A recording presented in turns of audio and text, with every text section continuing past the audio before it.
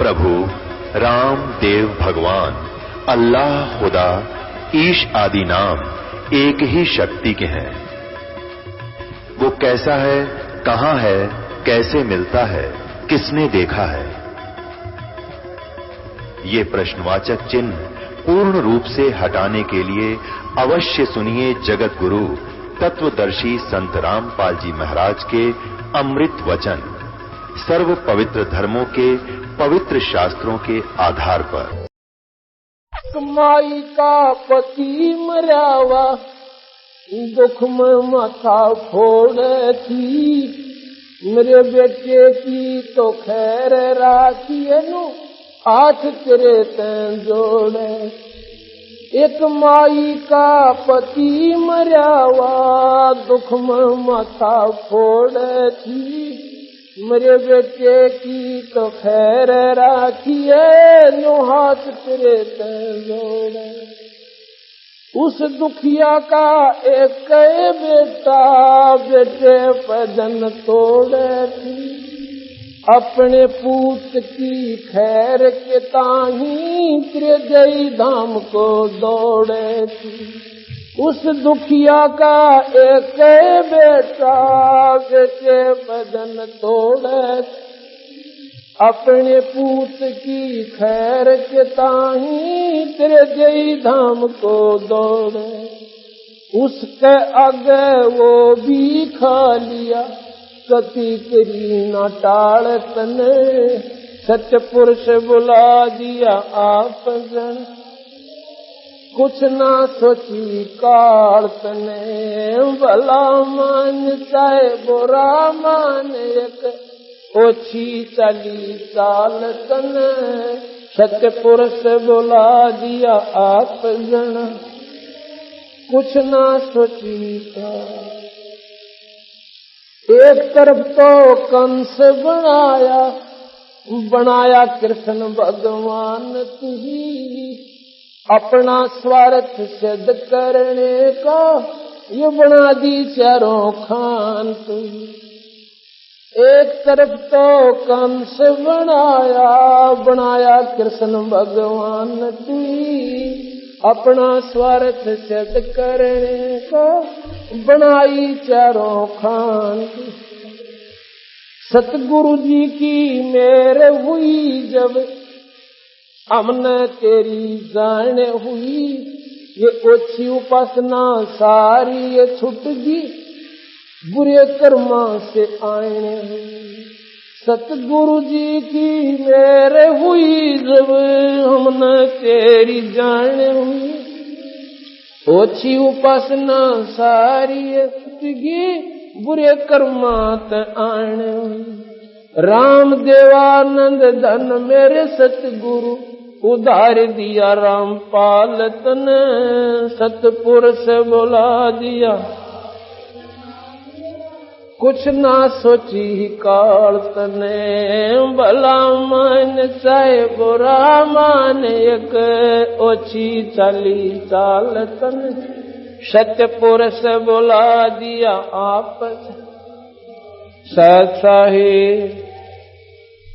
अब काल को उलाना देते हुए इस वाणी के माध्यम से सतगुरु कबीर साहब गरीबदास जी की वाणी के आधार पर ये आपको सुना। इसमें कहा गया है भला मान चाहे बुरा मान या ओछी चाली चाल तना, और सतपुरुष बुला दिया आप जना लिया कुछ ना सोची काल तना। सतपुरुष का कितना जिक्र भी नहीं छोड़ा, अपनी ही महिमा वेदों द्वारा, अपनी ही महिमा पुराणों के माध्यम से आप शिव पुराण को पढ़ के देखो। उसमें क्या लिखा है कि शिव से ब्रह्मा विष्णु शंकर इन तीनों की उत्पत्ति हुई। ब्रह्मा विष्णु और शंकर। अब हम शिव किसने समझे? भगवान शिव जी को यानी शंकर जी को। अब ये पूछन विचार करने की बात है कि शिवते और ब्रह्मा विष्णु और शंकर यह उत्पत्ति हुआ कैसे? यहां पर यह बात सारी सुलझ गई कि शिव कहते हैं शक्ति को, शक्ति नाम शिव का है। और यहां का शिव जो पूर्ण शक्ति है 21 ब्रह्मांड की निरंजन है। निरंजन से ब्रह्मा विष्णु महेश की उत्पत्ति हुई। वहां भी उसने अपनी महिमा गाई और फिर लिखा है कि विष्णु जी से ब्रह्मा विष्णु शिव की उत्पत्ति हुई। और फिर विष्णु कहां रह गया? फिर ब्रह्मा विष्णु शिव की उत्पत्ति विष्णु से, वो महाविष्णु महाशिव महाब्रह्मा वो कौन है? वो स्वयं निरंजन है। वो अपने 3 रूप बनाकर स्वयं इन जीवों को धोखे में डालन खातिर और इस माई के 3 रूप बनाकर अपने साथ रखता है। जब शिव हो गया तो मां की जरूरत कहां रहेगी? इसलिए वो महाशिव खुद स्वयं निरंजन है और महाविष्णु महाब्रह्मा ये स्वयं भगवान निरंजन है। वेद पढ़ो उसमें भी ज्योत स्वरूपी परमात्मा का ही वर्णन है। सुख सागर पढ़ो उसमें भी ज्योत स्वरूपी भगवान की महिमा है। पुराण पढ़ो उसमें भी आखिर में ज्योत स्वरूपी परमात्मा की ही महिमा गाई जाती है। और बाकी जो शिव विष्णु ब्रह्मा जी की जो अपनी लीलाएं हैं वो भी उसमें चर्चित हैं।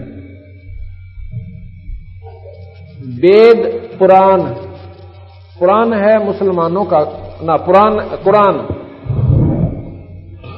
कुरान है मुसलमानों की किताब। उसमें भी कहां तक ज्ञान है? मुसलमान भाई जो मोहम्मद की जो साधना करते हैं वो मोहम्मद भगवान शिव का अवतार था। भगवान शिव का अवतार था और उसी की साधना वो किया करता था। उसने न्यारा धर्म चलाया था, एक न्यारी परंपरा चलाई थी। उसका नाम मुसलमान रखा।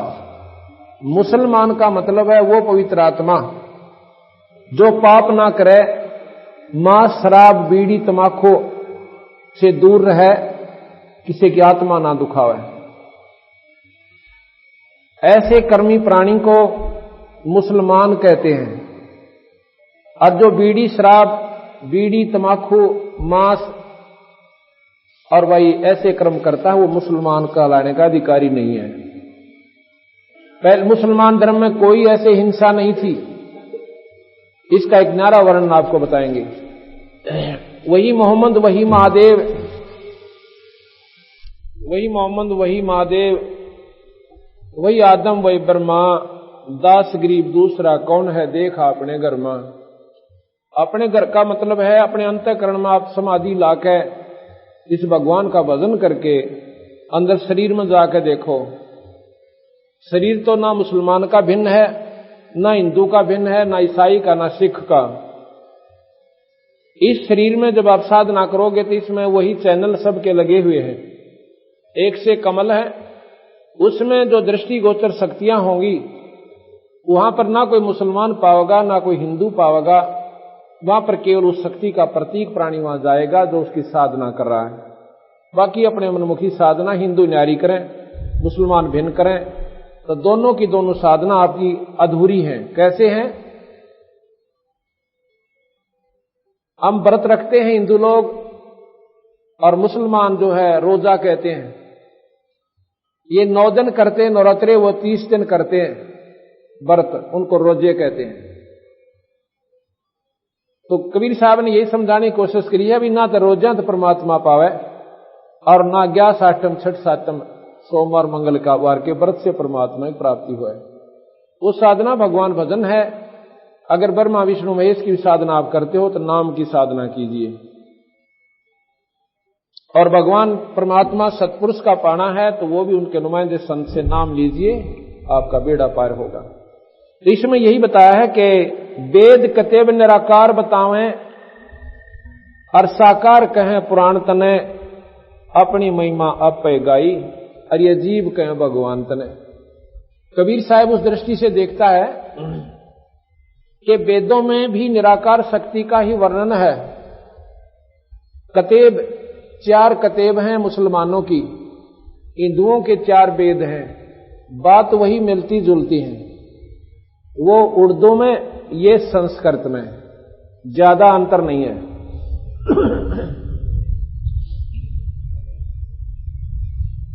वेद तो बताते हैं वो निराकार शक्ति, और कतेब भी निराकार, और पुराण कहें वो साकार के अंदर है। जैसे शिव रूप में आए, ब्रह्मा रूप में आए, विष्णु के रूप में आए, राम अवतार धरकर वही परमात्मा विष्णु जी आए, और कृष्ण जी के रूप में आए, 9 अवतार बने, 24 अवतार किए, ऐसे ऐसे। तो ये सारी जानकारी, इस निरंजन तक का ज्ञान हमें वेदों, पुराणों में, शास्त्रों में, उपनिषदों में सहयोगी बनकर योग साधना से प्राप्त किया, यहीं तक का ज्ञान रहा।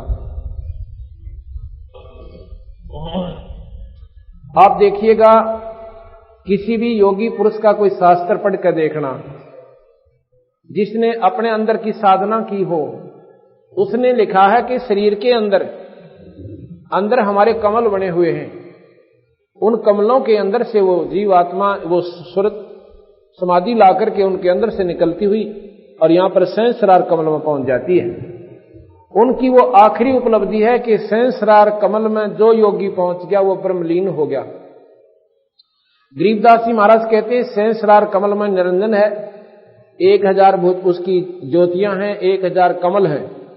अब देखो कितना की है। जिस प्रकार रेडियो के अंदर का जो हिस्सा होता है ना, जहां टांके से लगा रखे होते हैं, इस प्रकार की इसमें एक ऐसे गोल सी फिरकी है, वह ऐसी उभरा हुआ मांस है, और उस मांस के ऊपर ऐसी टिकारी सी लगी हुई बहुत छोटी बारीक बारीक पत्तियां, और वो 1000 हैं। जैसे निशान से है उनकी, जो वो निशान ऐसे टिकारी है, उसका आकार है कमल के पत्ते की तरह, चाहे वो बिल्कुल बारीक सा है। उसका जब अंदर सूरज जाती है तो उसकी ऐसा आभास होता है जैसे कमल के पत्ते होते हैं, और ये भजन सुमन से ऐसे खिल जाते हैं। वो मांस के ऊपर वो चिपी हुई है, अंदर जो मांस है उसके ऊपर जो बनी हुई है, जैसे जीव है ऐसा ही वो अंदर सिस्टम है। ऊपर का हिसाब देखो जैसे कितना प्लेन है, ऐसे वो मांस उभरा हुआ है। उस मांस के ऊपर ऐसे जैसे फिक्स कर रखे, और इस नाम के ओम मंत्र से वो ऐसे खिल जाते हैं, बिल्कुल तन जाते हैं, और अपनी अपनी न्यारी न्यारी स्थिति लेकर के उसमें उसी स्थान पर वो फूल से जाते हैं। उनका फूलना भी थोड़ा सा ही है, और जब वो फूलते हैं तो उनमें से चमक निकलती है, ज्योति निकलती है। 1000 ज्योतियां ऐसे जग जाती हैं, नो रिम जिम हो जाती है। तो योगियों की ये अंतिम उपलब्धि बताई कबीर साहब ने, गरीबदास जी, और वो शास्त्रों में भी यही है। अब महाराज जी कहते हैं यहां से शुरू होती है हमारी चढ़ाई। अब निरंजन से ऊपर चलना, यहां तक तो ठीक है। अब हम योगी नहीं बन सकते, हमारा मंत्र जाप से हम वहां जाएंगे। योगी जाते हैं, समझ लो दरिया पार करना है, और एक ने तैरना सीख रखा है, वो अपना तैर के पार हो जाएगा, और हमने अपने उस कमाई कर रखी, पैसे ले रखे, वो नौका में बैठ कर पार कर जाएंगे। हमने पार होना है, हमारा आसान तरीका है ये राम नाम की कमाई करके हम उस दरिया को भवसागर में पार कर सकते हैं। कहां तक कर सकते हैं? आगे योगी नहीं जा सकते, तो तैरने वाला आगे काम नहीं कर सकता। वहां से फिर महाराज जी कहते हैं हमारा एक और मंत्र है, वो आपको जहाज रूप में बैठाएगा और आगे उठा करके अपने स्थान पर ले जाएगा। आगे वो तैरने वाले काम नहीं करें मरुस्थल में, तो योगी आगे नहीं जाते, वो कहते हैं बस हमारा अंतिम किनारा आ चुका है। इसलिए सतगुरु महाराज कहते हैं कि एक नाम हम बताओ, इसका जाप कीजिए, आपको सतलोक ले छोड़ दूंगा। तपत शिला पे भून के खावे, जीव किए गणे काल तने। अब ये आगे वाला जो नया पैरा है, इसमें बहुत गजब की बात लिखी है बंदी छोड़ने, और ये समझन की बात है। ऋषि मुनि सब करें तपस्या, हे भगवान हमें मोक्ष दिए। तपस्या करते हैं और मोक्ष का इंतजार करते हैं, तप करवा कर राज दे दिया, लख 84 में ठोक दिए। तप से राज राजमद मानम, जन्म तीसरे शुक्र सवानम। तप से इंद्र का राज भी मिल जाता है, इंद्र फिर गधे की दुनिया में जाता है। तप से पृथ्वी मंडल का राज भी मिलता है, यही राजा फिर नरक को चला जाता है। ये उस तपस्या करने का फल मिला। और हम देख लें कि गांव के गोरे और कोई तपस्या कर रहा हो, सारा का सारा गांव और उसके चौगर जगह घूमने लाग जा महात्मा के, तो कमाल है। और बंदी छोड़ गरीबदास कबीर साहब कहते हैं तो डले डो है। आपकी दृष्टि से ये महात्मा होगा, पर इसका अंतिम जो फल होगा वो 0 होगा। 4 सिद्धियां आ जाएंगी और इन सदियों के बल पर आपको बेवकूफ बना जाएगा, आप भी नरक में और गिल्ला तुम्हारे को शास्त्रों में ले जाओगा। और जो आजकल के तपस्वी कैसे हो गए, लोग दिखावा ड्रामा, कैसे गांव के गोरा बैठेंगे, भाई महात्मा जो है 41 दिन तप करेगा, 41 दिन या 40 दिन जैसा भी उसने फिक्स कर लिया। कैसे तप करते हैं?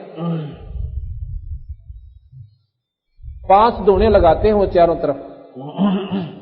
एक गांव में एक तपस्वी तपस्या कर रहा था, मैंने अपने सेवक द्वारा उसकी फिल्म बनवाई कि भी पता तो चल रहा है ये तपस्या का साधन कैसे किया है इन्होंने। उसमें क्या दिखा रखा है देखने को मिला। वो तपस्वी 5 धोने लगवाता है अलग अलग, इतनी इतनी दूरी पर, और उपलों के गोशों के। और फिर वो जब गोशों का धुआं बंद हो जाता है उपलों का, ऐसे वो धंधकने लग जाते हैं, तब वो उनके बीच में बैठता है। उससे पहले और क्या प्रक्रिया करता है? उसके सिर पर इतनी बड़ी जटा है बालों की, एक बाल्टी, बड़ी बाल्टी में इन उपलों की सभा राख, उसको पानी में इतना घोल लेता है जैसे गारा बना लियो, उसको सारे शरीर पर लेपता है, नुनारा लेप रहा दिखा है उसको, बिल्कुल ऐसे लेत डालिया जैसे पहले हमारी माता बहनें खेत में काम करने जाती थी ना, तो कढ़ौनी के नीचे वो दूध का पात्र जो मटका होता था, उसके नीचे राख की ऐसे ले ला दिया करते थे। वो थोड़ी फालतू ला जाया करते कि आज शाम नवारी आवांगे, इतने वो क्या करती है, वो राख, गिल्ली राख, उस आंच को धीरे धीरे धीरे धीरे अंदर प्रवेश करने देती है, एकदम नहीं जाने देती। इस प्रकार उसने वो सारे का मुंह पर, काना पर रीत सा बन गया, सारे शरीर पर। और फिर वो जटा खोल कर उस बाल्टी में दे दी, नो की नो सर करके, और फिर उसको नो करके कति गच बनाकर नो बांध करे नो धर ली ऊपर, ऐसे रख ली। और फिर वो धोने के बीच में पहुंचा, इतने बार आग धंधक के, यानी पूरी सुलग के, और धीमी पड़ गई।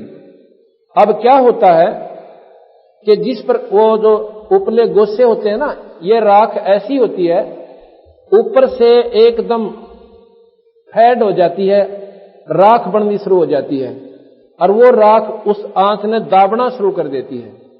आंच नहीं आने देती बाहर, वही राख उनके बाहरले हिस्से की उपला की जो राख है, उनको आगे से इतना दबा दे है कि उन उपलों की आंच बाहर नहीं आती, बहुत कम। आप करके देखो इसको। अच्छा, फिर वो बैठ गया जी भगत जी उसके बेचारे, और जब वो चला ना, और वो बड़ी बड़ी दुनिया बाण बेटी गांव की इकट्ठी हो रही, और सुल्फा पाड़ मेरे बैठे तो गुरदा उसका है, वो लागे उसकी जय बोलन, और वो बैठ गया बेचारा। और लड़कियां बेचारी बड़ी बाड़ी उसके परिक्रमा करती हैं, उसके गीत गावे, महात्मा नूर जोगी नो फलाना नो। अब वो क्या करता है कि आध घंटे तक और 3 घंटे बैठता, वो आध घंटे तक तो वह राख जो पहले गीली करके लीप रखी थी वह आंच न ना जान दे। आध घंटे के बाद वो क्या करता है, ये ऊपर के बाल खोल लिए, वो नो का नो पूछड़ सा, और पाछे न डाल लिया। जौन से भी हिस्से में मान ले इस साइड में गर्मी लगी, तो उस सर ने ऐसे घुमा दे पूछड़ से न, यहां वो सारे बाल और गारा नो ठोक लिया और जितने हिस्से में वो लाग गए वह गारा फिर गिल्ली हो जाए, वो पहले राख लपेट रखी, कुछ इसमें पानी गिस कर रखा, आध घंटे हुआ फिर हाथ नहीं लागण दे इस साइड में, और जब इस साइड में लागे हुआ फिर नो घुमा दे, और वही पाछे नो तो वह पाछे ने घेरे रहा था उसने सारी ने मुंह का लागे जो भाग गए नो कर ले। 3 घंटे बना कर उन्हें बेवकूफ और 40 दिन करके या साधना 9 लाख रुपये ले गया और बहका दिया गांव में, बोले थारी वो लड़कियों का स्कूल बनवाएंगे, स्कूल में 70,000 रुपये दे दिए, 80,000 रुपये की सुल्फा खींच गए, वो उसके साथी जो उन्हें डंडोरा पीटा करते उसकी मुंह मौगंजा अंडा करते और गाड़ी ले लेकर चंदा मांग मांग लिया करते, और एक उसने सुमो गाड़ी ले ली, गांव कुएं में पड़ो जयबंदी छोड़ की, ये साधक ये साधना और ये बोड़ी बूच उनके पीछे लाग रहे। ये हमने भी बेरा पटा ना, हम भी बेचारा खड़े पाओ क्यों श्रद्धा भगवान में थी, ये हमने तो ये ज्ञान हो गया बंदी छोड़कर ना मैं सब तागे पाऊं क्यों, परमात्मा में श्रद्धा पहले से पुरानी खूब थी। तो इसलिए सतगुरु के ज्ञान ने इस अंधेरा हटा दिया। अब हमने तो वक्ति बालका का खेल लागे से, अब बच्चों का खेल ये लोग कर रहे हैं। ये तो हुआ इन अनाड़ी साधकों का। अब आपको उन साधकों का जिक्र करते हैं जिन्हें अरबों वर्ष तप किया और कति मरना मांड दिया उस मालिक के नाम में, तो भी उनकी गति नहीं हुई, उसके बारे में भी बताते हैं।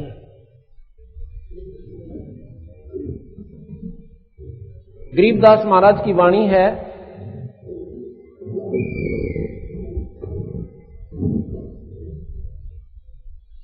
विलास बोध, उसमें आपको फिर सुनने को मिलेगा। अब उन तपस्वियों का गरीबदास महाराज वर्णन देते हैं। एक मन मुरारी तपस्वी को तप किया था।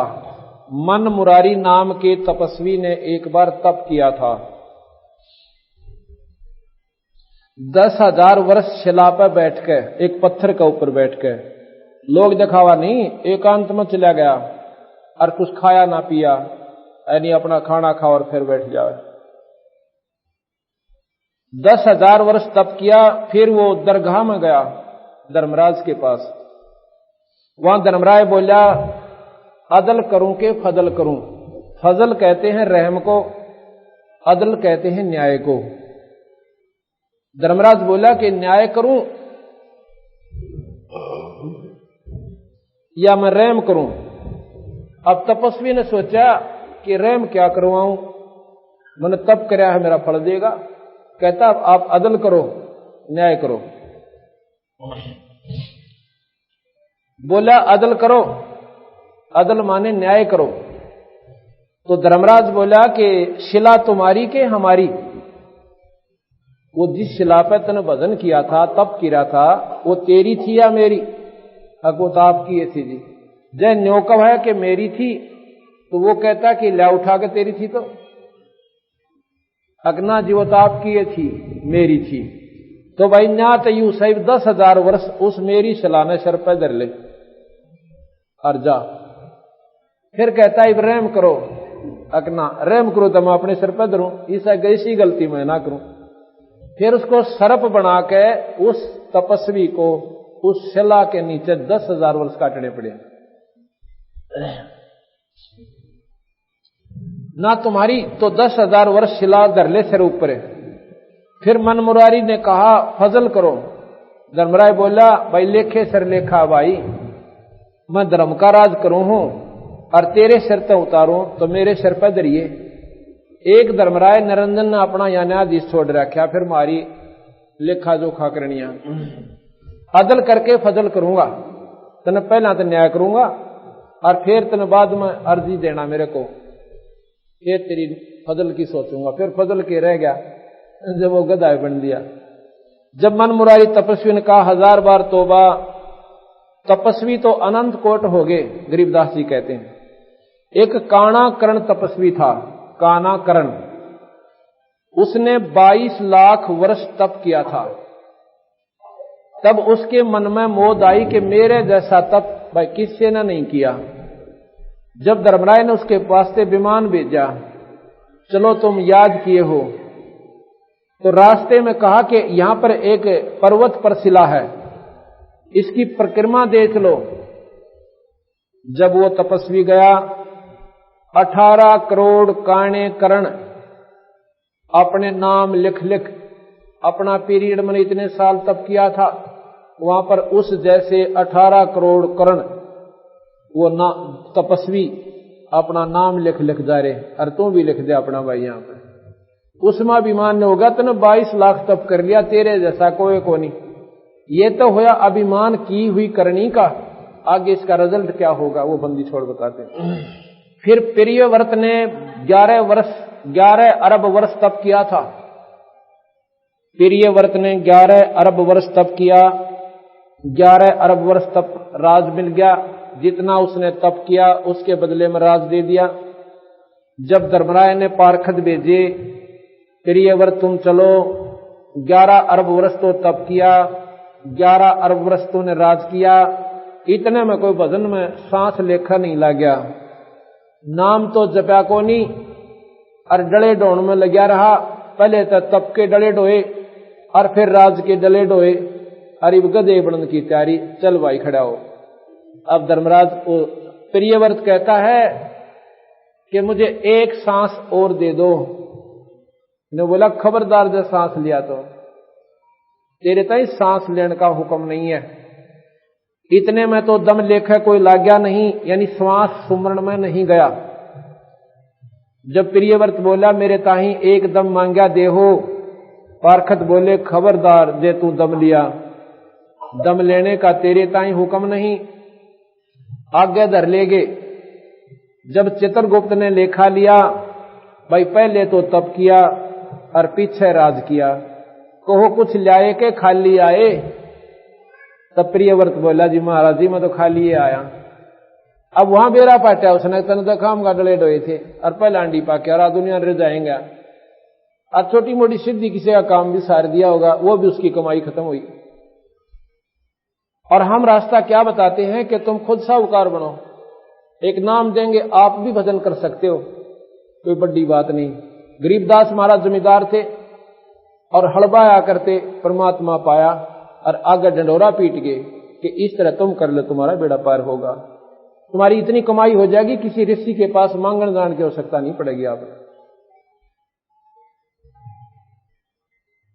आगे के बनया, अगजी में तो खाली आया।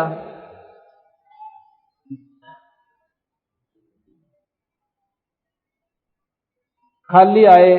जब प्रियव्रत बोला महाराज जी खाली ही आए। जब धर्मराय बोला करो इसका मुंह काला। जब प्रियव्रत बोला महाराज जी मेरा मुंह काला क्यों कीजिए है, धर्मराय बोला बंदगी वास्ते भेजा था, बंदगी क्यों करी नाही, भजन करने खातर मनुष्य दिया था, ये उल्टे काम खातर नहीं था। प्रियव्रत बोला तकसीर हुई। फिर कहते हैं मार्कंडे ऋषि गोसाई ने तप किया 10,000 वर्ष पद्म आसन। तब इंद्र ने उर्वशी भेजी ठगने ताई। उर्वशी ने ऐसा रूप धरा, विशाल लोचनी चंद्र बदनी 36 बाजे लेकर आई। श्रवण तो राग मोहे, यानी गाने इतने बढ़िया गाए आदमी सवता लट्टू हो जा। श्रवण कहे कान्ना ने, श्रवण तो राग मोहे और लोचन तो रूप मोहे, यानी सुंदर रूप बना के आई। नासिका तो सुगंध मोहे, इतनी बढ़िया मकरंद वहां पर छोड़ दी। ऐसी अपनी सिद्धि के द्वारा वातावरण इतना रमणीक बना दिया। रसना रसाल मोहे, एक मस्तक ऐसा विशाल धरा मत्थे में, मस्तक में ऐसा लाल विशाल धरा। अज सातों पुर चमत्कार में दर्शे, दांता पे हीरे की हीरंबर कणी जड़ी, शीश फूल की शोभा क्या कहूं, एक एक मुक्ता हल ऐसा जड़ा जिसमें चारों मुक्ति और बैकुंठ बासे। कांचों की मोतियां के लहरिए लागे, जैसे घटा में दामनी यानी बिजली चमके। ऐसा गुलाब मलागिर लाया, 12 योजन मकरंद उठे। गुलाब लाया इतनी दूर तक उसकी सुगंध जावे। उस बनखंड के तपस्वी तो पतंग की जो जड़ मरे, एक एक पायल ऐसी बाजे सातों पुर मोहित हो जाए। उस बनखंड के तपस्वियों का बीज नाश किया। मानसरोवर भूमि ईशान कोट उर्वशी उतरी, मार्कंडे गुसाई के मारने ताही साज धर के एक सेंसर नाथ नाची किरा कह डाल के डांस करे उसने। मार्कंडे गुसाई नहीं मुस्काए, तब खिसियानी होकर कमर का नाड़ा तोड़ गिरा। तब मार्कंडे गुसाई बोले, हे बेटी, हे बहन, हे माई, तुम्हारे क्यों आई? उर्वशी कहे, हे मार्कंडे गुसाई, तुम्हारी योग समाधि कहाँ है? जब मार्कंडे गुसाई बोले, शपथपुरी के ऊपर एक ब्रह्मलोक है, निरंजन का लोक, वो ब्रह्मलोक है, वहां एक अवगत राजा है, उसके एक एक नित नेम 9 लाख उर्वशी नाचनावे हैं एक समय, 9 लाख। और एक एक उर्वशी कैसी है? जिनके 7 बांधी हैं तेरे जैसी पांदौड़ ने। जो तू इतनी सुंदर अपने आप को समझती है, उनके गेला तेरे जैसी 7 बांधी, उसके पांद होती उन उर्वशियों की एक गेला। वहां थे हम। कहने का भाव इसका यूं था मार्कंडे गुसाई का कि उस ब्रह्मलोक में जो आनंद था, तेरा आनंद तो काग की बींट है। जेती दुमा दामी तय करी, हमने कुछ ना देखी। जो बोले इब का फेर बनका जतन जरूरत है, जो कुछ जरूरत हो। तब उर्वशी शीश कूट कर रोई, मैं दुआगन कीजियूंगी। इंद्रलोक में कहेंगे तुम मल अखाड़ा आ रही। मार्कंडे गुसाई बोले, तुमसे कोई और अगली सुंदर हो ना, उसने भेज दो। तब उर्वशी बोली, महाराज जी, इंद्र की पटरानी मैं हूं। देख यहां पर विचार करो, इंद्र स्वर्ग में कितना सुख है। अपनी पत्नी को नीच कर्म की खातिर अपनी गद्दी बचाने इंद्र ने भेज दिया। महाराज हमारी तो पत राखो, तो इंद्र लोक में चलो। वह उर्वशी ने बोली, महाराज जी मेरी इज्जत राखो ना, एक बहु ही चाल पड़ो थे, मैं कह दूंगी हरा लिया इसने। हम 3 लोक के मुनीश्वर तो लूट लिए, और तुम किस लोक में रहो तो मैं जानो। मार्कंडे गुसाई कहे, वो तो कुमार हैं जो तेरे ऊपर चढ़े हैं, तू गधी है, कोई पजावा लावना ना नीम उसारनी। इंद्र मरेगा जब किसने करेगी? महाराज मैं 14 इंद्र वरूंगी। इंद्राणी कहती है, मैं 14, इतनी आयु है मेरी, ये 14 इंद्र मरते रहेंगे और मैं वहीं पर न्यों की नो पटरानी रहूंगी। 14 इंद्र मरेंगे तो कहां जाएगी? उर्वशी कहे, मृत लोक में गधी कीजियूंगी, और देते इंद्र में भोगूंगी, वो गधे बनेंगे। तब मार्कंडे गुसाई बोले, तुम्हारे ताई इंद्र लोक में क्यों ले जावे थी? अपनी पत राखण ताई, इज्जत राखण ताई। तो आगे कहते हैं मार्कंडे गुसाई बोले, फिर गदियां का पथ किसी, फिर इज्जत की भी बात क्या देखा बौड़ी बूझ। तो जब स्वयं ऐसे आप बताने लग रही मेरे 14 खसम होंगे और फिर वह गधे बनेंगे, मैं गधी बनूंगी, उस इंद्र लोक नाम न चाहिए कोई ना, उस स्वर्ग ने तू ही राख अपने दौरे।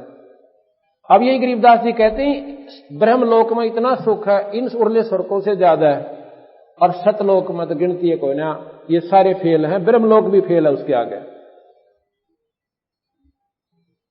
तब उर्वशी प्रणाम करके उठ गई। तब इंद्र आन कर मार्कंड, अब ये नियम है कि जो उस उर्वशी से नहीं आ रहा तपस्वी, तो उसको इंद्र का राज देना पड़ता है, इंद्र ने गद्दी छोड़नी पड़ती है। अब इंद्र आ गया ने बोला, महाराज जी वो राज ले लो। तब इंद्र आन कर मार्कंडे गुसाई के चरणों पड़े, चलो बंद निवाज इंद्रपुरी लीजिए। मार्कंडे गुसाई बोले, रे इंद्र तू क्या कहे? अरे रे इंद्र, हमारा इंद्रपुरी किस काम की? हम तो नी कामी है, नी इच्छा है, निर्गंध है, निर्वासिक है। एक समय हम ब्रह्मलोक में जावा थे, वहां पर भाई देखे तो 87 लील इंद्र बैठे हैं। तेरे जैसे राजा उस ब्रह्मलोक में नील 87 लील, जैसे शंख नील ऐसे होते ना, ऐसे करोड़ पद्म लील ऐसे, तो तेरे कैसे 87 इंद्र उस ब्रह्मलोक में बैठे थे। तब उन्होंने हमारे चरण लिए, तेरी गद्दी ने के चाटू, तेरे जैसे तो मुझे नमस्कार करते हैं वहां पर। ये ब्रह्मश्रेय की बातें हैं। ब्रह्मश्रा कैसा है? अज असंख्य कोष में शैल है, सो तुम्हारी इंद्रपुरी काग की बीट है। यो पटतरा देकर मार्कंडे गुसाई ने इंद्र समझाया। और जय जाने तो इंद्र पदवी का संकल्प लो और लख 84 की खाल तो छुटवाऊं तेरे ताई। मार्कंडेय ने बोला भाई तो इस इंद्रपुरी ने छोड़ दे आज तक और दे किसे ताई और तेरे को ब्रह्मलोक में ले चलता हूं। अब वही बात से भाई यहां थोड़ा सा सुख हो जाओ, कतई नहीं छूटे। कोई सल्फाई पीवे है तो उसने आनंद मान रहा है, दारू पीता है वो लत छूटे ना, नाम लेना चावस आदमी पर वो श्याम ने साथी याद आ जाओ बोतल लाड़े ओ ना छूटे, इससे गधा बनना मंजूर पर वह बुराई ना छूटे। और इंद्र राज ने छोड़ा क्यों कर के बोला, इंद्र बोला महाराज जी ईब तो मौज मारन दो फिर देखाएंगे, फिर टट्टू देखा गधा बने पास। अब पीछा छुटवाने का समय तो अब है, छोड़ी सडंगे ने यानी सारा जो खाम खा का चक्कर पा रखा। इन सुख ने अगर विवरण करे तो फिर इसका भाव ही बदल जाता है इंसान का, जब थोड़ी सी समझ से काम ले लेता है।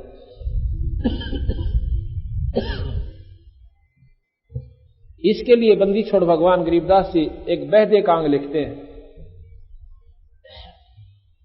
उसमें इतना बढ़िया वर्णन दे रखा है, पर थोड़ा सा ध्यान से सुना जब बात पड़ेगी, क्योंकि उसमें यही वर्णन दिया है कि जो साधना आप कर रहे हो वो मेरे समझ तो बाहर है, वो अच्छी को ना ठीक नहीं है।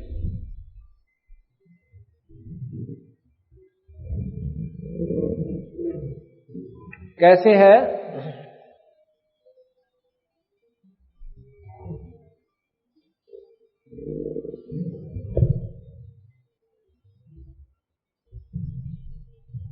उसमें यही बताया कि जो लोग ओछी साधना करते हैं, जो भक्त आत्मा, वो अनजान साधना कर रहे हैं, वो पार नहीं हो सकते। इस प्रकार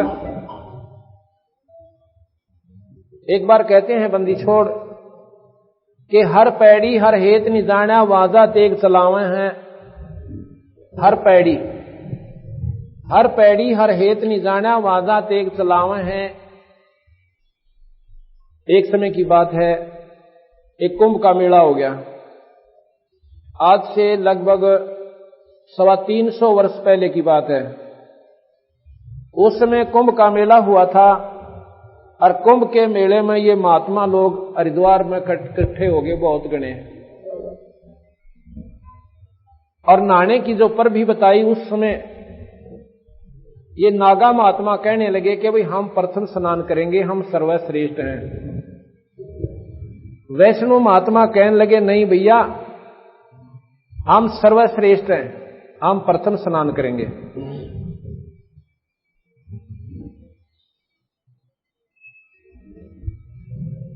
तो वो नागा कहने लगे नहीं, हम प्रथम स्नान करेंगे और हम सर्वश्रेष्ठ हैं। इन बातों पर उनकी आपस में कवा सुनी होगी।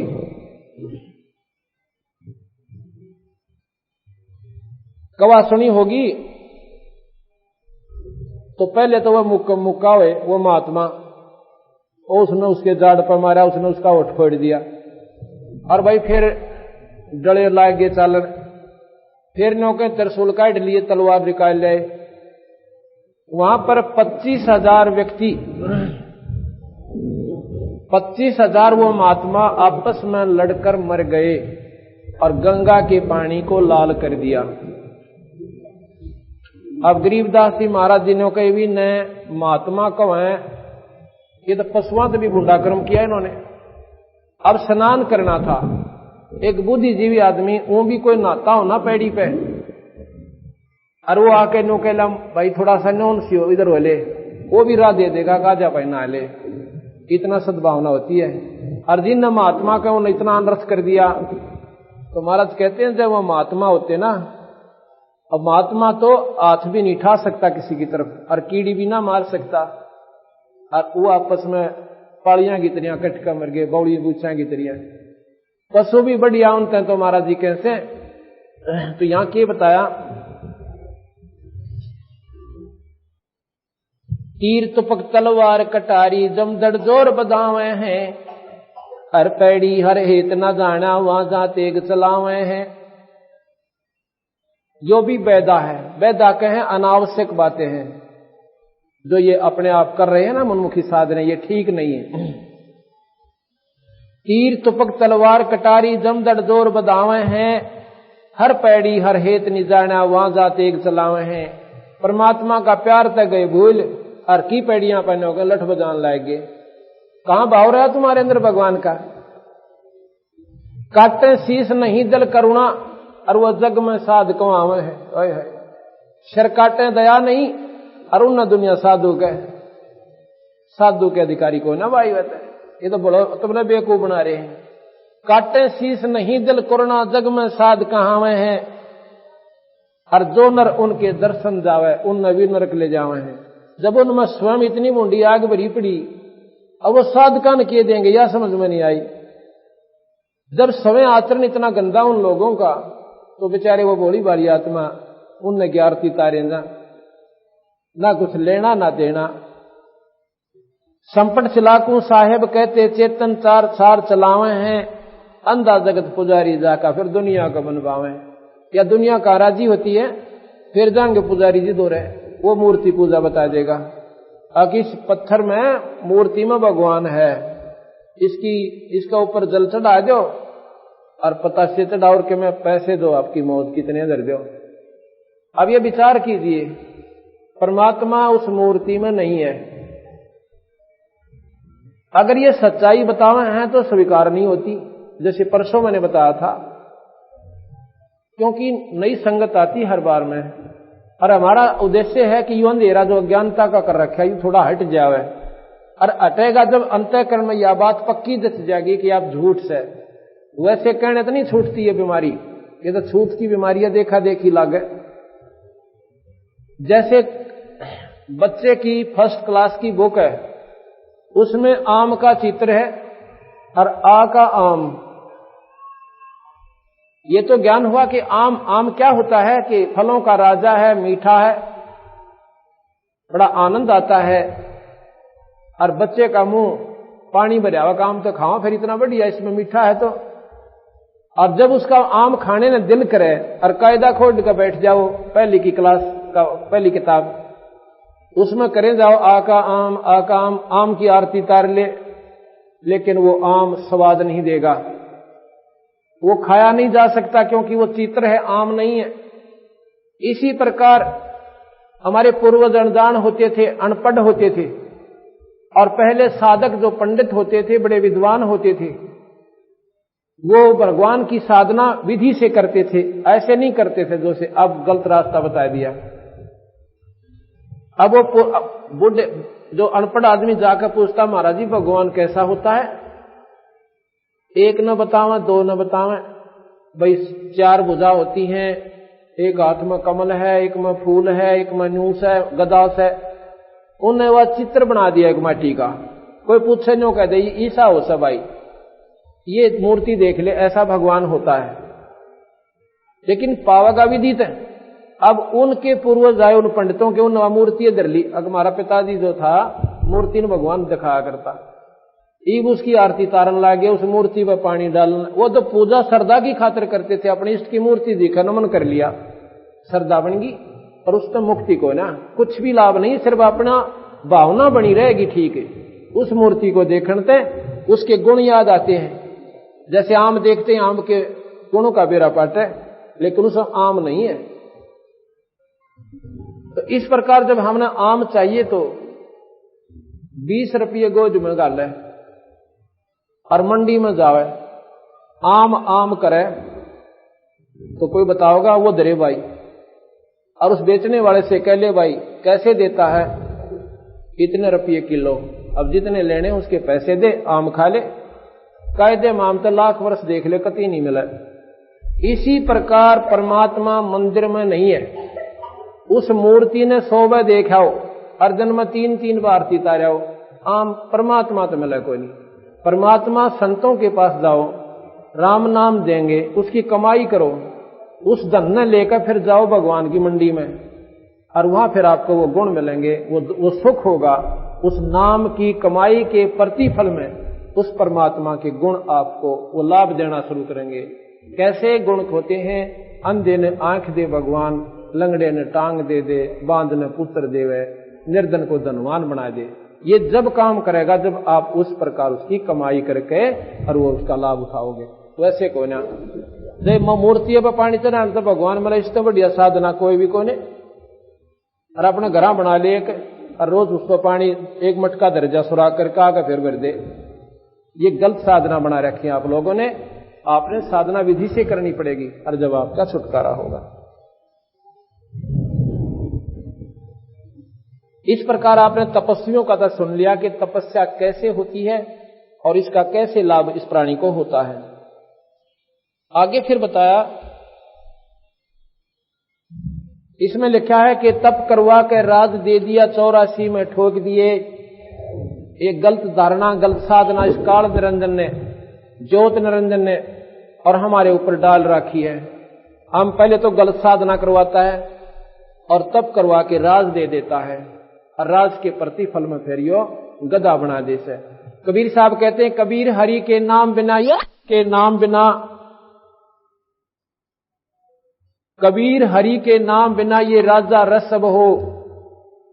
राजा रसब कहते हैं खच्चर को, जो ज्यादा वजन धरे। राजा रसब हो, कौन सा राजा? जो भगवान से विमुख है। अगर राजा होकर अमरीश की तरिया, राजा होकर और राजा जनक की तरिया अगर कोई भक्ति करे तो वो राजा भी पार हो सकता है, कोई बड़ी बात नहीं होती है। राजा और ज्यादा लाभ उठा सकता है, वो धर्म ज्यादा कर सकता है, साधना ज्यादा कर सकता है, क्योंकि परमात्मा पर आसरा रख के राज को विधिवत चलावे, किसी की आत्मा ना दुखावे, परमात्मा प्रसन्न होकर उसके राज की रक्षा करे। लेकिन जो विमुख है परमात्मा से, वो राजा कहते हैं गधा बने और वो बड़े डाल का। कबीर हरि के नाम बिना ये राजा रसब हो और माटी लगे कुमार का, फिर नार ना नीरे को। कबीर हरि के नाम बिना ये नार कूतिया हो, उस ईश्वर के सुमरण बिना ये झूठी साधना करने से यह नारी कहते हैं कूतिया की जोनी में जाएगी और गली गली भौंकत फिर टोक न डाले को। कबीर गरीबदास महाराज कहते हैं, वह बीबी पड़दे रहे थी अरे डोडी लगे थी बार, इब गात उकाड़े फिरती हैं वो बड़ कुतिया बाजार। राजा की रानियां जो कि पर्दा में रहा करती थी एडी से लेकर चोटी तक, एक परमात्मा के नाम बिना, ईश्वर के भजन बिना, वो अनजान आत्मा उन्होंने सोच रखा था या मौज तुम्हारी सदा बनी रहेगी, तुमने मौज मारोगी आगे भी रानी बन जाओगी। इस आसान रानी बनना नहीं होता, ना जाने कितने पुण्य कर्म उसके इकट्ठे थे जब जाके इतनी अच्छी स्थान उसको प्राप्त हुआ और आज वो रानी कहलाती है। कितनी सुविधा हुई उसको, 3-3 4-4 दासियां बांधिया नौकरानी उसके साथ रहती थी, काजू के हलवे खाया करती थी, उन जूठे छोड़ देती थी, वो बांधी खाती थी और दिन में 3-3 बार श्रृंगार करती थी, 6-6 सूट बदला करती थी। और उस मूर्ख ने सोच रखा था या मौज ने बनी रहेगी। ऐसा क्यों सोचा उस बेचारी ने? क्योंकि सत्संग नहीं मिला, सत्संग वहां तक नहीं पहुंच पाया, क्योंकि वह डोडी लादी काल में कि तू रानी बन गई है और हमारी रानी को कोई देख भी ना ले, इतनी ऊंची टांग दी। और फिर वो खो का उस अनमोल मानुष जन्म में वकुतिया बनकर वो गाड़ी आंडे पैर ले जुगले की तो पैरेगी। तो ये बातें आज बेशक खाटी लगे पर ये मीठी होंगी आपको जो इन बातों को अमल कर जाओगा। कबीर हरि के बीबी पड़दे रहे थी और वो डोडी लगे थी बार, इब गात उगाड़े फिरती हैं वो बड़ी कुतिया बाजार। इब कुतिया का जीवन बताते हैं आगे कि वो पर्दे की सुंदरी अर्चणों संदेशा मोर, इब गात उगाड़े फिरती हैं वो करें सरा में सोर। धर्मशाला में वह कुतिया बनकर रानी नग्न शरीर घूमती है, पेट भी पूरा नहीं होता और गर्मी सर्दी और डंडे न्यारे। पहले अतिथि लोग धर्मशाला में आते थे और वहां पर अपनी रोटी साथ ले आया करते थे और रात को रुक जाते, पहला चूरमा ले जाया करते 2-2 3-3 का इकट्ठा बांध गई इतना, और रोटी भी इकट्ठी बंधवा लेते थे। रास्ते पैदल चलते थे, धर्मशाला में रुक गए और वहां अपना रोटी खाई। उस समय वह रानी, वह कुतिया, अब वो रानी जो कुतिया बनी हुई है आध घंटे तक उस रोटी खाने वाले के मुंह का ना देखे। इतने टूक की खातिर आध घंटा उसके मुंह की कहानी उसकी देख रिहर्सल फिर मुंह की, कदे न्यू करे से कदे न्यू करे है, जहां युब डाल दे। और मेरे के साथ निर्भाग भूल जा, वह बेचारी हाथ दाड़ के फिर दूसरे की उम्मीद करती है। और डाल दिया था रेत में लपेट के न्यू बगा दिया जाता है टूक। और वह रानी जो काजू के हलवे खाती थी, आज रेत लपेटा हुआ वो टूक खाती है और उसमें भी पेट नहीं भरता, फिर दूसरे ने ढूंढती है। वहां उसके भाग उसने टूक मिले का जूत मिले। उसके बाद महाराज कहते हैं कि नक बेसर नक पर बनी वो पैर थी हार हमेल, और भाई सुंदरी से कुतिया बनी सुन साहिब के खेल। एक छोटे से काम में ना आप काम भी करते रहो और परमात्मा ना भूलो, आपको मनुष्य शरीर मिले और फिर भक्ति मिले, अच्छी जगह आपका जन्म हो। आगे इस काल में के गरगाले 5 तत्व की कैद बना के और इसके अंदर रोक दिए। या कैद है हमारी ये 5 तत्व का पुतला, कितना बढ़िया लागे। इसकी व्याख्या करें ना यूं क्या चीज है, तो इतनी घटिया वस्तु ये शरीर है हमारा, इससे घटिया कोई चीज नहीं पृथ्वी पर। लेकिन ये बढ़िया क्यों है, इससे हम परमात्मा पा सकते हैं, इसलिए इससे बढ़िया कोई वस्तु भी नहीं बताई। अगर राम का नाम नहीं लिया तो फिर इस जैसी घटिया चीज नहीं। तो क्यों है, कहते हैं पशु के चाम की जूती बन जा और नौबत और नगारा, और नर देही कछु काम ना हो जड़ बुझ हो जा छारा। इससे तो कितने जोगी भी कोई ना, पशु के चाम की जूती बन जा फिर वो सेवा मिले। भाई महात्मा भी पैर उस चाम को, मरने के बाद चाम आपसे मारकर जो बनाई जाती है जूती वो हानिकारक है, वो पाप है। स्वयं मर जाते थे पशु, उनकी जूती बनती थी। उस चाम को संत पहनते और संतों की रक्षा करते उसके चाम की जूती, तो उस पशु को भी लाभ मिलता। और इस नंबर पास कोई सेवा कोई ना, इसकी 2 मुट्ठी राख हो जाएगी और गधे लोचा करेंगे इसके ऊपर, ते राष्ट्रपति हो यहाँ पे। इस राम ने बिना, राम भगवान के वजन बिना जीव का कति छुटकारा नहीं है। इस काल में क्या किया है कि 5 तत्व की कैद बना के इसके अंदर रोक दिए और मोह ममता की बेड़ी लाकर जड़ कर्म जगड़े में तोक दिए। ये मोह ममता की बेड़ी लाके देखो, आज हमने बेटा बेटी बाण भाई कितने प्यारे लगे, और घर जायदाद एक पल भी इनसे दूर नहीं हो सकते। और कल को मर जावे कितनी दूर से ले जावांगे, स्वप्न भी ना हो इनके, कितना गधे बनकर घूमते फिरांगे। तो ये भी एक हमारे साथ धोखा किया इसने। फिर आगे बता के कर्म गले जड़ कर्म गले में तोक दिए। अब यहां पर सभी कहते हैं कर्म प्रधान है, वेदों में भी कर्म को ही महत्व दिया है, पुराणों में भी सभी यही बताया कि जैसे कर्म प्राणी न करते है वो भोग्य से रहेगा। अब कर्म बाकी रह गए। इन कर्मों के आधार पर हमें स्वर्ग नरक और पशु, स्वर्ग नरक और 184 और मनुष्य शरीर ऐसे मिलता रहता है।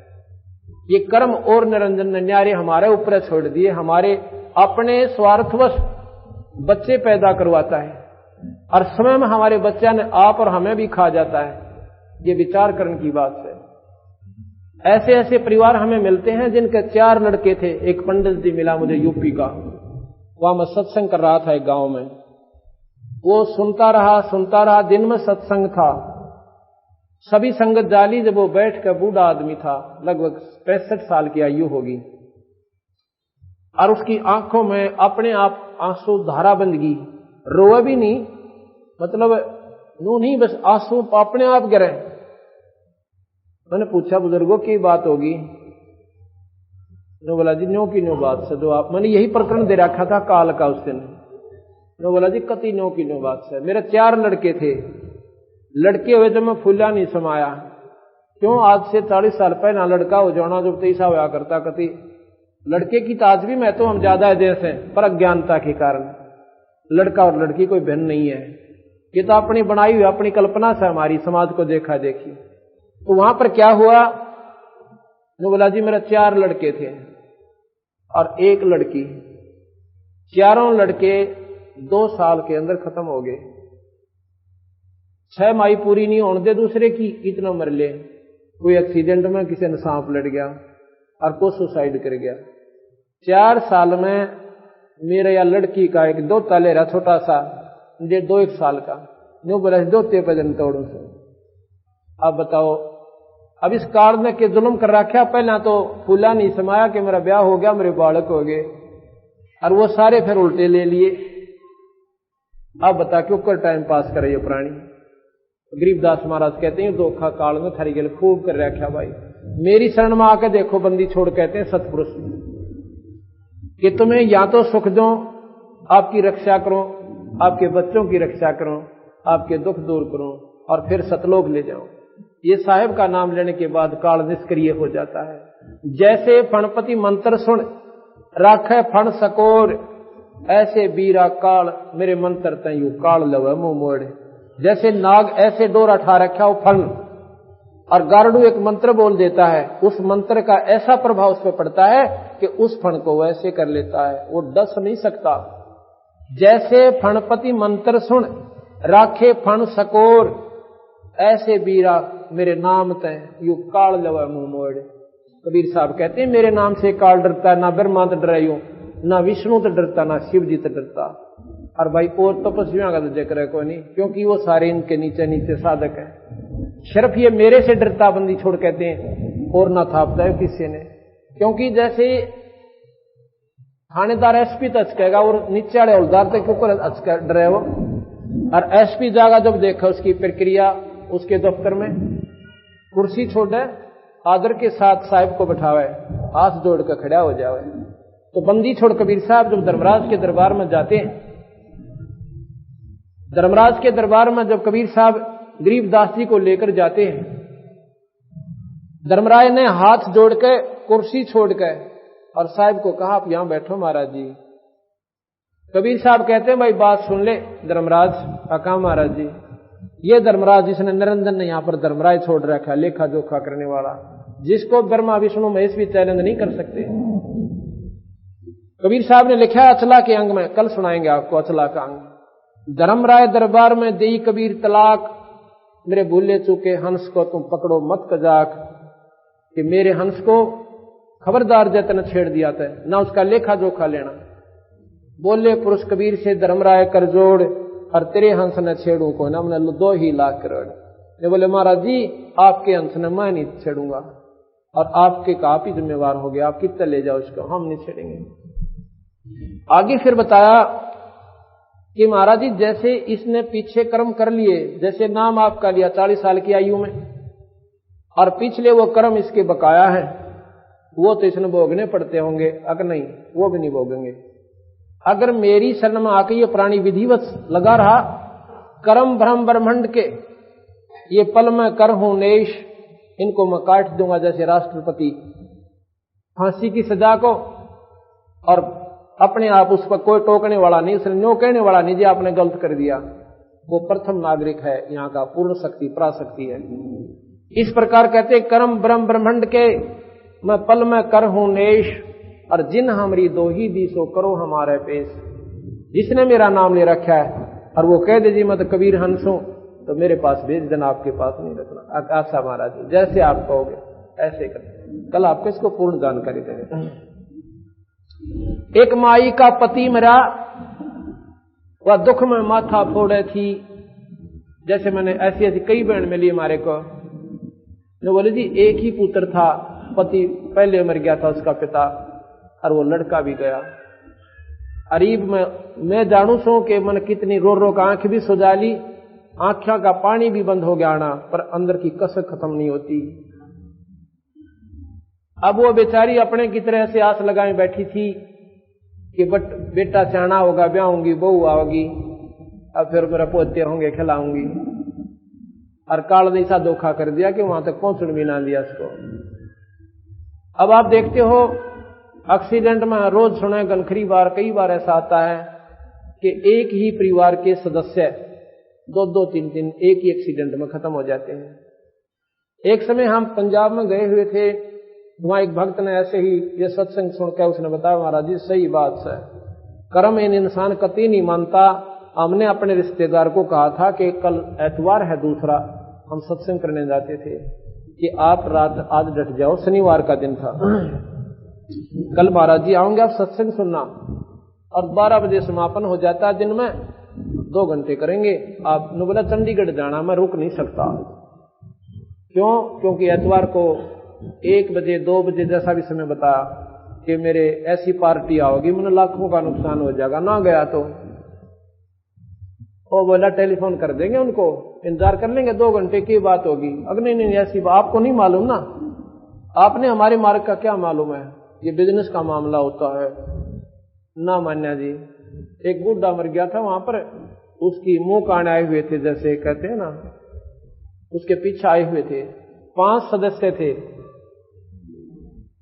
3 बालक थे और 2 मियां बीबी। स्वयं चला रहा था गाड़ी को। अंबाला के पास एक ट्रक खड़ा था बजरी का भरा हुआ, और जैक ला रखा था, अंधेरे में दिखा को ना, देर सी होगी शाम ने और शनिवार को, और उसके नीचे जाकर वह मारुति कार बढ़ गई और जैक हट गया अच्छी स्पीड से, और वो बजरी और दोनों पहिए काट रखे, उसके कोई हब टूट रहे थे जैसा भी था, और वो ट्रक ने ओकानो मारुति पर गिर गया। 5 के 5 वहीं खत्म। अब भाई उस के तो बेचारा का वो पार्टी काम आई, और के वो कोठी साथ ले गए। 2 गरीब भगवान में श्रद्धा बनी को ना, और आगे की फिर बता रखी कि 84 में जागा गधा बनेगा, इसका बेराय को नहीं। इसलिए कहते हैं उस विधवा का, उस माई का पति मरा, एक माई का पति मरा हुआ दुख में माथा फोड़े थी, मेरे बेटे की तो खैर राखिए नो आज तेरे तन जोड़े थी। अब बता काल का गा जोड़ा रिसर ने खाने हम बता कब तक माफ करेगा यो। आगे की बताया कि उस दुखिया का एक बेटा बेटे पैदन तोड़े थी, और मेरे पुत्र की तो खैर राखिए नो तेरे देव धाम को दौड़े थी।